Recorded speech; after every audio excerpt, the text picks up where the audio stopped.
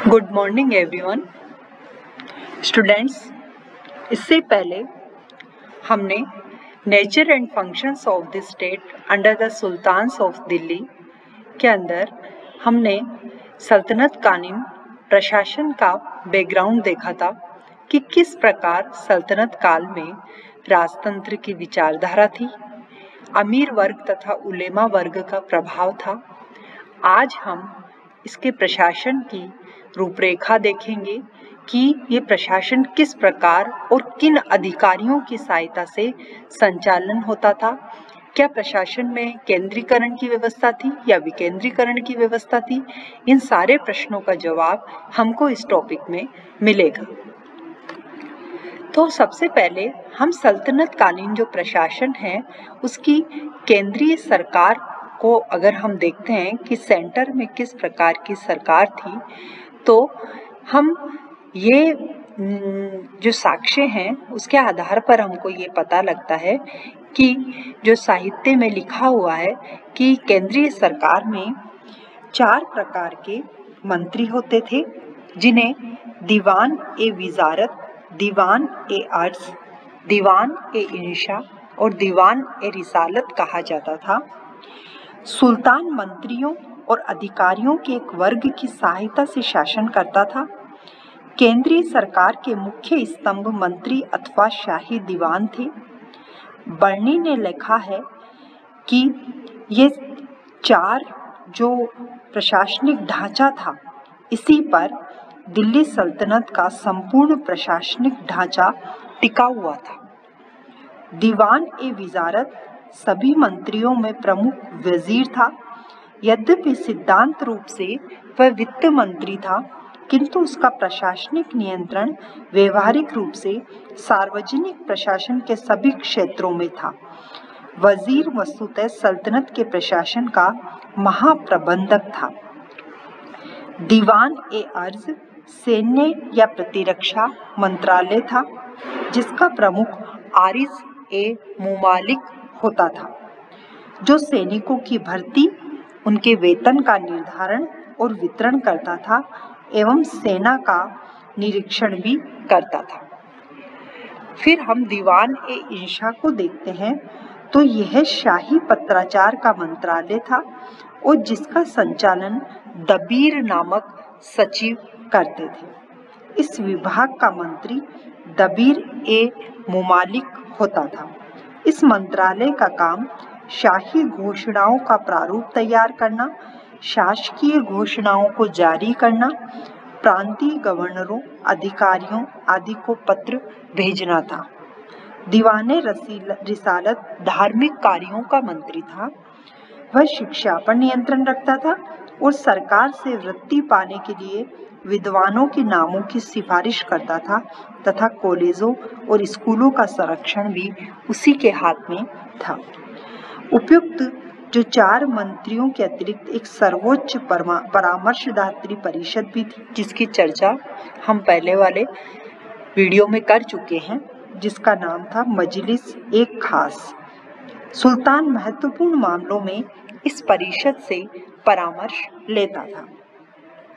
केंद्रीय सरकार के बाद हम प्रांतीय सरकार को लेते हैं, तो प्रांतीय सरकार केंद्रीय सरकार की ही प्रतिमूर्ति थी और कार्य संचालन होते हेतु उसमें वही विभाग होते थे जो केंद्रीय सरकार के थे, किंतु उनके पदनाम अलग अलग थे।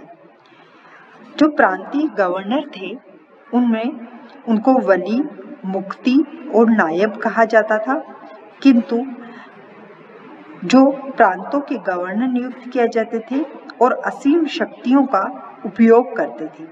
गवर्नर उनके अधीन प्रांतों के समुचित प्रशासन के लिए केंद्रीय सरकार के प्रति प्रत्यक्ष रूप से उत्तरदायी थे। गवर्नरों के जो कर्तव्य थे वह संक्षेपतया कानून लागू करना, विधान और रीति रिवाजों, उलेमाओं, योद्धाओं और अन्य अधिकारियों की रक्षा करना था तथा व्यापार और संचार के लिए आवश्यक सड़क सुरक्षा उपाय भी करना था।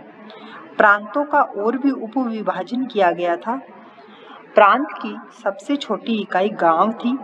अनेक गांवों के समूह से परगना बनाए गए थे और जो परगना का जो मुख्य अधिकारी था वो फौजदार कहा जाता था, जो शांति और व्यवस्था बनाए रखने का कार्य करता था। प्रांतीय सरकार को एक निर्धारित धनराशि केंद्रीय सरकार को देनी होती थी। गवर्नरों द्वारा शासित प्रांतों के अतिरिक्त केंद्रीय शासित प्रदेश भी थे, जिन्हें खालिसा कहा जाता था। खालिसा केंद्रीय शासित प्रदेश थे। इन प्रांतों का प्रभार उन अधिकारियों के पास होता था जो सीधे दीवान ए विजारत की देखरेख में काम करते थे।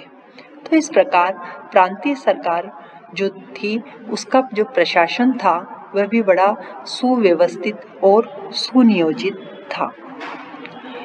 अब अगर हम सैनिक संगठन को देखते हैं तो सैनिक संगठन सल्तनत काल का बहुत ही मजबूत था। इल्तुतमिश, बलबन, अलाउद्दीन खिलजी सबके जो सैनिक सुधार है आज भी उनको याद किया जाता है। सल्तनत का जो सैनिक संगठन था वह तुर्की प्रतिरूप पर गठित किया गया था। प्रत्येक सैनिक अधिकारों को अमीर, खान और मलिक की उपाधि से संबोधित किया जाता था। ये पद सैनिक वर्गीकरण के अंग थे। इल्तुतमिश दिल्ली का पहला तुर्की शासक था जिसने सल्तनत की सेना को शाही सेना के रूप में संगठित करने का निश्चय किया, जो केंद्र के द्वारा नियुक्त, वेतन प्राप्त और शासित होती थी। बलबन ने सेना की संख्या बढ़ाई और आकर्षक शर्तों पर योग्य अधिकारियों की नियुक्ति करी। अलाउद्दीन खिलजी के अतिरिक्त किसी भी अन्य सुल्तान को सैन्य संगठन में अत्यधिक रुचि नहीं थी। उसने स्थायी आधार पर एक विशाल स्थायी सेना गठित करी और युद्ध समाप्त होने पर भी उसने सैनिकों को हटाया नहीं। अलाउद्दीन खिलजी सैनिकों की सीधी भर्ती करता था और उन्हें नगद वेतन भुगतान भी करता था। तो इस प्रकार जो अलाउद्दीन खिलजी के सैन्य सुधार थे वह बहुत ही इम्पोर्टेंट है। इधर अगर हम बलबन को लेते हैं तो बलबन ने भी सैन्य संगठन की ओर बहुत अधिक ध्यान दिया। इसके शासनकाल में कुशलता पूर्वक सैनिकों की सीधी भर्ती होती रही। सैन्य विभाग के प्रमुख को आरिज ए मुबालिक कहा जाता गया। अलाउद्दीन खिलजी के सैनिक सुधार को देखते हैं तो हम ये पाते हैं कि यहाँ सेना का अधिक केंद्रीकरण हुआ। अलाउद्दीन ने घोड़ों को दागने की भी प्रथा शुरू करी। उसी समय से आरिज के कार्यालय द्वारा जो सेना की भर्ती होती थी वहाँ सैनिकों का हुलिया भी नोट किया जाता था। सैन्य संगठन से संबंधित दो अत्यंत महत्वपूर्ण अधिकारी आरिज ए मुबालिक और नायब आरिज ए मुबालिक थे।